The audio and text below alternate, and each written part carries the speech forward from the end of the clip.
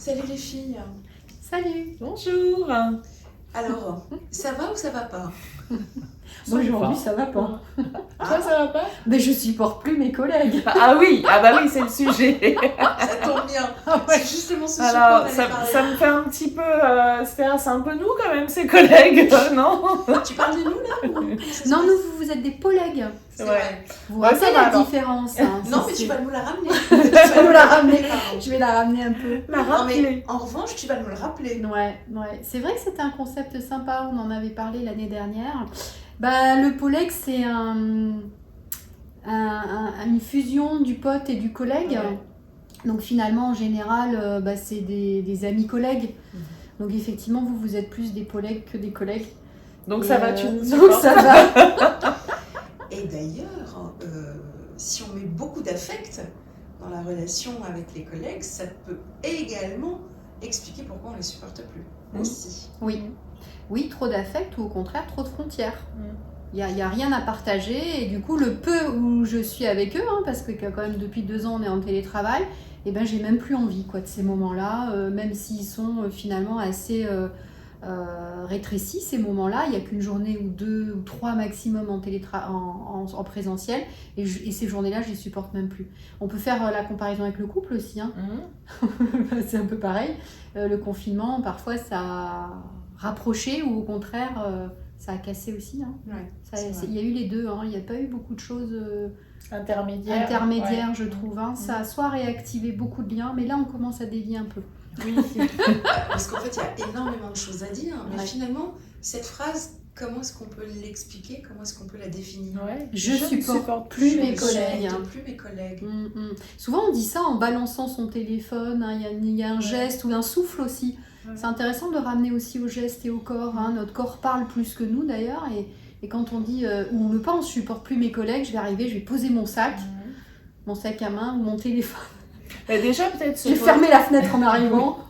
Mais déjà, peut-être se poser la question aussi, est-ce que derrière cette phrase, c'est vraiment mes collègues dont je parle ou est-ce que c'est pas l'entreprise, le job en fait? Je supporte plus mes collègues, c'est je supporte plus d'aller au boulot, de travailler, de... Oui, donc je jette le bébé l'eau du bain. Ouais, et, c'est ça, et même du le coup, site, il est je mets assigné. tout en fait. Oui, peut-être. ça peut être ça. Ça peut. Mais si on commence par se dire ça, quand on commence à dire je supporte plus mon mari aussi, par exemple, bah moi j'en ai pas. Ah, c'est ça va. ciblé, hein. Mais Oui, oui, puis c'est c'est fort, hein. c'est très fort comme émotionnellement, expression, hein. en fait. C'est-à-dire qu'on va faire une généralisation. Finalement, je les supporte plus et je dis pas. Et peut-être que j'en supporte plus qu'un parce que quand j'arrive, je veux ouvrir la fenêtre et lui il ferme toujours la fenêtre et je vais faire boum avec la fenêtre, hein, parce que vous savez que souvent on dit pas les choses.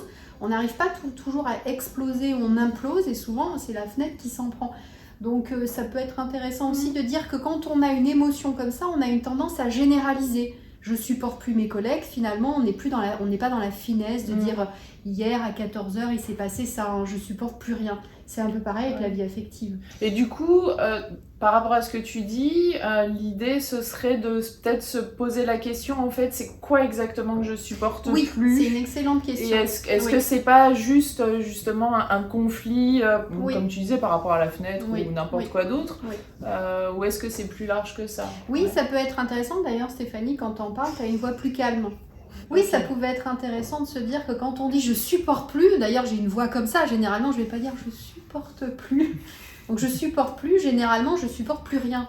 Ça veut dire qu'on a un principe de généralisation qui est intéressant, je pense, hein. Quand je supporte plus mon mari, je supporte plus mon boulot, je supporte plus mes collègues. Et je trouve que c'est intéressant de se poser et de dire finalement, mais qu'est-ce que je supporte plus exactement? Absolument. Maintenant qu'on le dit, ça fait du bien, déjà. Oui. Parce qu'on l'exprime, donc on extériorise ça. Donc le fait de le dire, ça fait du bien. Et puis après, une fois que la pression retombe, c'est de se dire finalement qu'est-ce que je ne supporte pas. Donc, et là, on sort le stylo, la feuille, et on liste véritablement. Parce que de dire les collègues, c'est peut-être plus Micheline ou Jean-Pierre. Franck ou Jean-Pierre. Peu importe, mais finalement c'est peut-être une personne et non pas toute l'entreprise. Donc si je reprends ce que tu dis, c'est vraiment déjà s'autoriser à dire ah je les supporte plus à soi-même, hein. On va pas leur dire à eux tout de suite. Mais effectivement s'autoriser. Non mais là c'est intéressant parce qu'on peut exploser sur les autres ou on peut imploser. C'est intéressant de se rendre compte comment on fait généralement. quand je dis rien et que je ferme la fenêtre, finalement j'implose. Et quand je vois passer Micheline, je peux la lui gueuler dessus.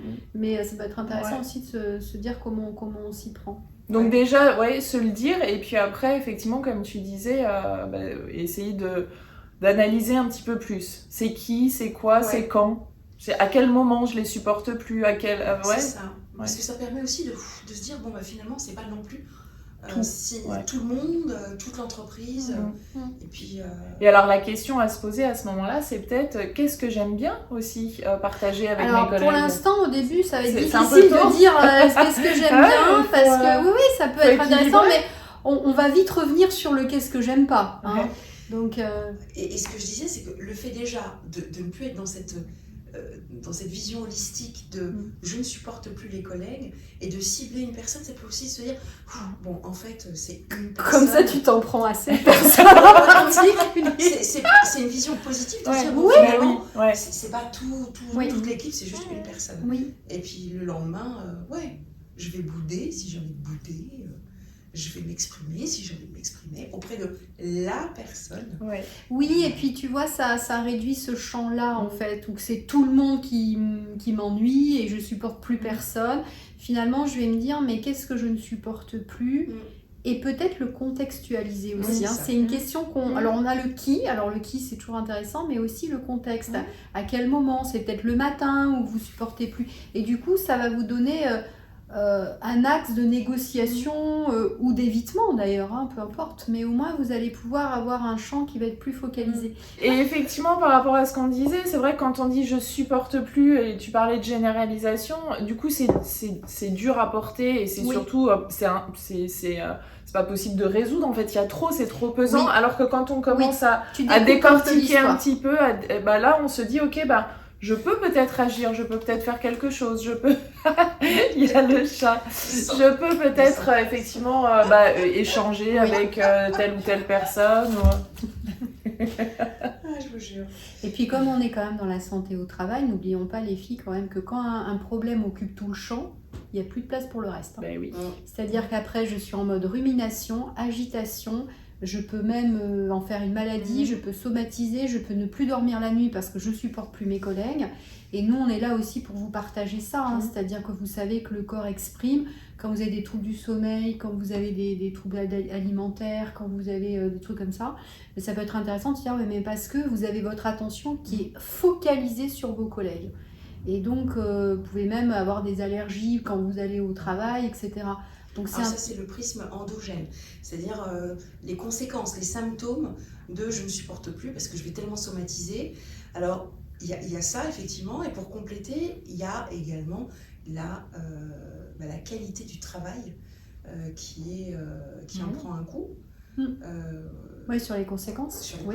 Manque de concentration. Manque de concentration. Parce que c'est occupé, le champ est occupé en fait par ça. Rétention d'informations.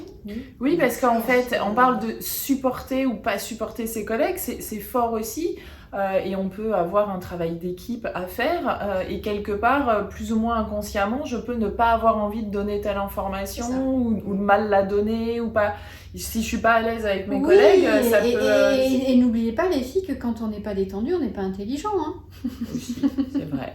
Et oui, on a du mal en créativité. Ou en tout cas, on mobilise l'énergie sur autre chose qui ne correspond pas au travail, finalement. Absolument. Sauf si certaines personnes arrivent quand même néanmoins à complètement se mettre toute l'énergie sur le travail en faisant totalement abstraction de ce qui se passe finalement, les collègues. Oui, mais ça peut être un évitement aussi. Il faut faire attention, c'est-à-dire je me coupe complètement et du coup je suis un peu clivée.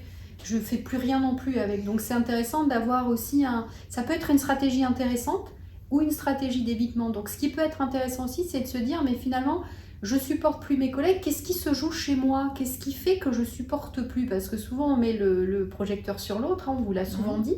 Mais finalement, peut-être que, comme tu disais, Sana, j'ai une charge émotionnelle où j'attends trop de choses de mes collègues, où j'attends trop de mon boulot. Et du coup, des fois, je me dis, mais pourquoi ils font pas ça ? Et pourquoi on fait pas des pots ? Et pourquoi on rigole pas ? Et pourquoi ? Et plus, vous savez, plus on a des attentes fortes, plus on peut avoir des déceptions. Et ça peut être intéressant de se dire, mais finalement, j'ai peut-être été trop gentille aussi, j'ai peut-être été trop comme ci ou trop comme ça. Et finalement, qu'est-ce qui fait qu'aujourd'hui, je les supporte plus ? Ouais. Donc, si on comprend Oui. bien tout Ouais. cela, ça donne petit 1, c'est bien d'en parler, donc de l'exprimer. Ouais. Petit 2, c'est de relativiser et de se dire, ça n'est pas peut-être qui Oui, qui c'est pas engendre, tout, voilà, c'est tout. qui, quand, comment, à Le quel point. pourquoi, Ouais. quelle est ma part de responsabilité. Ouais, Oui. aussi. Oui, Oui, je- parce que ça, Je crois que la part de responsabilité, c'est vraiment important. Ouais. C'est-à-dire de dire à un moment donné, je pense qu'il faut revenir à qu'est-ce qui fait que aujourd'hui, qu'est-ce qui fait que je suis dans un état où je me dis je les supporte Ouais. plus. Pensez à vos attentes quand même. Hein. On a souvent des attentes sur le travail. Souvent le travail prend trop de place en fait. Hein, et c'est ce que tu disais. Il vaut mieux parfois aussi relativiser. Mais quelle est cette place qu'il prend le travail et du coup, est-ce que c'est une juste place? Mais oui, et puis aussi par rapport à ce qui vient de moi, ça peut être aussi simplement que en ce moment je suis très fatiguée parce que j'ai des insomnies, je dors mal, etc. Et du coup je supporte plus mes collègues, c'est juste que je suis fatiguée, ce serait autre chose, ce serait aussi pareil. Donc c'est un peu ça. Donc par rapport à ce que tu disais, Sana, donc effectivement, l'étape d'analyser un petit peu voilà, quelle est ma part, finalement quelles sont mes attentes par rapport au travail, et puis bah, qu'est-ce qui me dérange aussi dans le comportement, les dires de mes collègues, et je vais analyser Justement, tout ça. Stéphanie, Ouais. c'est génial parce que je t'écoute et je suis en train de me dire, c'est vrai qu'on est extrêmement complémentaires toutes les trois parce que toi, tu es vraiment orientée sur le bien-être, moi, je suis sur la qualité de vie au travail et toi, tu es surtout sur l'aspect alimentaire. Et je suis là en train de me dire, enfin, tu vois, nutritif, etc. mais oui, et puis... Nutrition, pardon, et je me dis, Stéphanie, quand je ne supporte plus mes collègues, ça veut dire qu'au niveau de la charge émotionnelle, je dois la gérer. Ça veut dire qu'au niveau de la fatigue, peut-être. Par conséquent, est-ce qu'il y a des aliments qu'il faut privilégier lorsque je suis dans cette phase où je suis fatiguée, je suis énervée? Est-ce qu'il peut y avoir une solution à travers des aliments qui sont un peu des aliments refuges ou doudous, que je connais beaucoup, moi, parfois, mais voilà, la question... Alors oui et non, c'est-à-dire que oui, bien sûr, l'alimentation joue un rôle aussi pour se sentir bien, se sentir en forme, avoir l'énergie, et puis bien dormir, enfin tout ça, c'est un tout en fait. Après, l'alimentation, enfin les aliments doudous dont tu parles et refuges, c'est des aliments refuges qui vont être à très court terme et en général, c'est pas les bons aliments non plus pour se sentir bien et en forme toute la journée. Donc il faut trouver ce juste équilibre aussi, parce que si mon aliment doudou, justement, c'est de piocher dans des bonbons parce que le côté sucré, je me dis que ça me fait du bien, puis ça me rappelle mon enfance ou j'en sais rien, bah, on sait très bien que les bonbons, c'est pas ce qui va m'apporter le plus d'énergie et me mettre le plus en forme. Et puis effectivement, trop de sucre dans le sang, ça peut avoir un effet aussi plutôt délétère justement sur la gestion des émotions. Ça va être un pic d'énergie, etc. Enfin, difficile à gérer. Donc oui, il y a quelque chose à faire, mais alors là, on pourrait en parler pendant des heures et des heures. Ouais.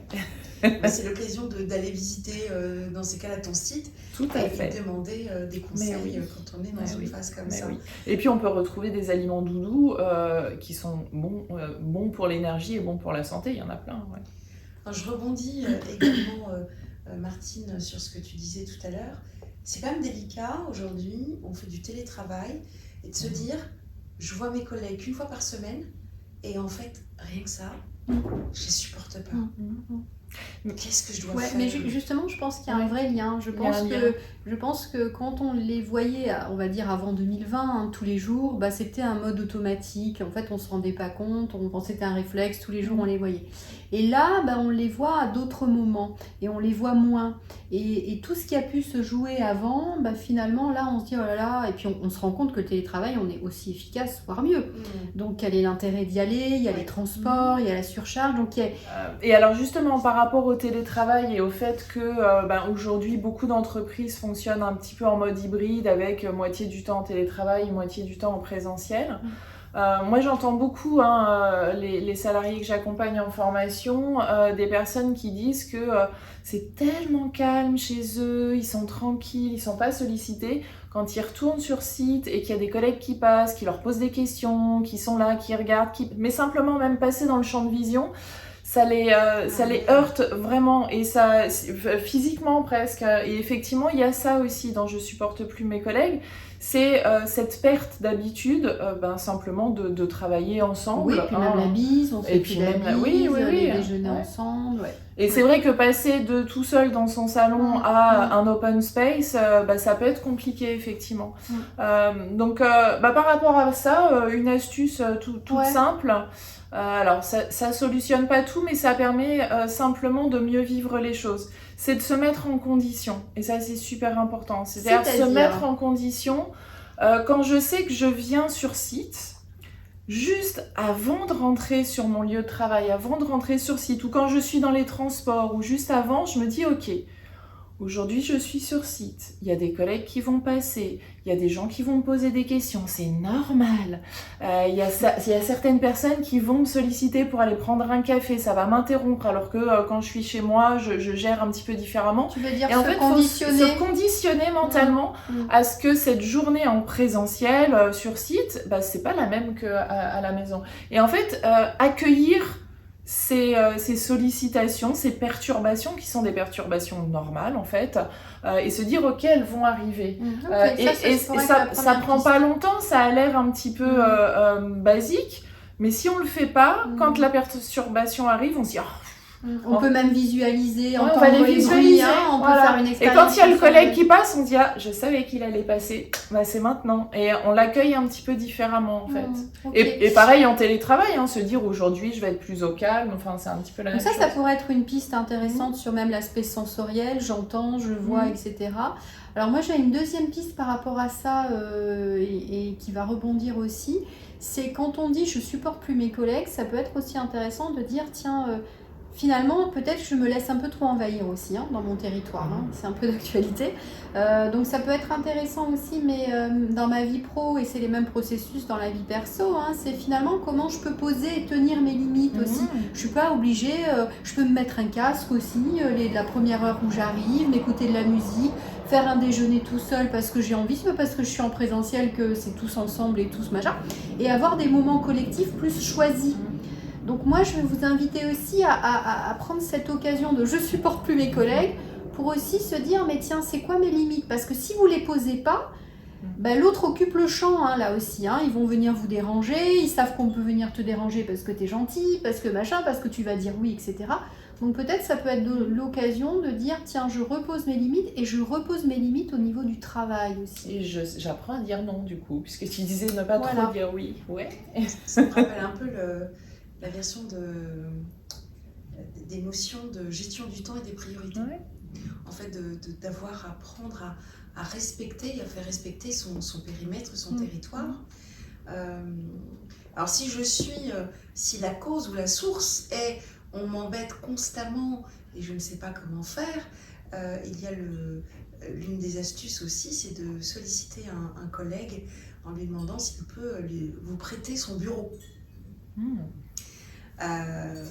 De changer de bureau, ça peut être aussi une solution quand on est embêté par le bruit ambiant ou par les collègues qui fêtent les choses, parce que on dit supporter, c'est pas forcément un support, de supporter quelqu'un parce que il est toxique, insupportable, c'est aussi parfois parce que on a des collègues qui rigolent très fort, ça pue partout, on est dérangé, donc de changer d'endroit, de poste, ça peut être une solution également. Ça veut dire oser demander aussi, même à son chef qui n'est pas là, lui dire demain t'es pas là, est-ce que je peux prendre ton bureau Ça c'est des choses comme ça. Oui, parce que vous avez des roulements dans les espaces. Oui, il y a un peu plus d'espace effectivement, donc plus de possibilités, mais il faut oser demander. Ouais. Absolument. Bien, écoutez mes chers collègues, petite vidéo aujourd'hui qui j'espère vous sera utile. Oui, bon, certainement. qui est d'actualité, c'est légitime.